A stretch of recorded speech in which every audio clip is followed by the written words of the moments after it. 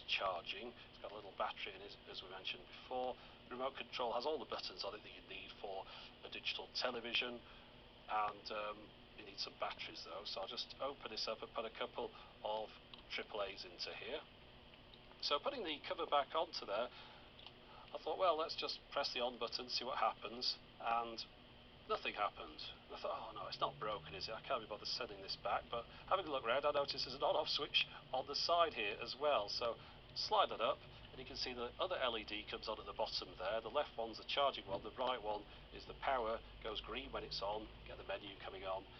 And I thought this was amusing. If you look at the bottom of the screen here, the little bar there tells you the last channel it received, presumably the one they got on it when they were testing it. And it received Cambodia video.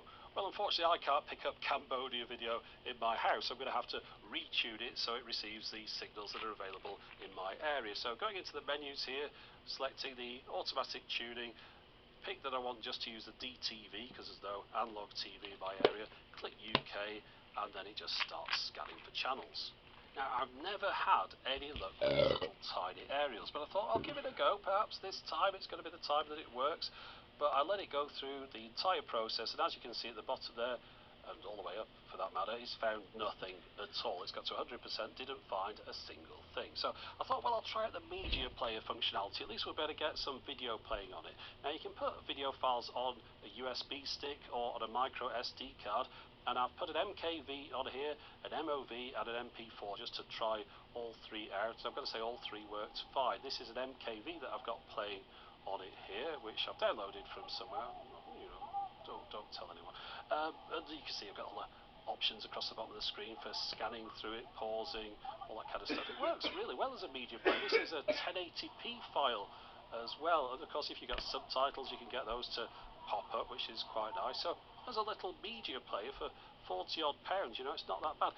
There's a bit of a downside to it though. It will only accept a 4 gig file size as a maximum. So if, for example, you had a film that was 7.5 gigs or something, but you couldn't put that on it because it only accepts the FAT file format. But as you can see, you get a nice little pop-up to show you what the file is, a little preview of it as you move your cursor over it. But anyway, enough of that. Let's get back to what we're here for, trying to watch digital television on this thing.